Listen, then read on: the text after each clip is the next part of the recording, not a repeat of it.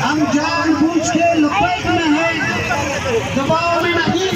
हम अला वजहिल बसीरत हाफिज साद हुसैन रिजवी के साथ हैं, दबाव में नहीं, मजबूरी में नहीं। और समझते हैं कि पाकिस्तान में इनकलाबी लोग तहरीक लपेट पाकिस्तान में हैं और पाकिस्तान का लीडर और रहनुमा हाफिज साद हुसैन रिजवी है।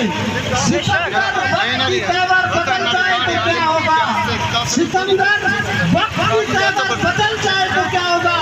मेरा सर तेरा पत्थर बदल जाए तो क्या होगा?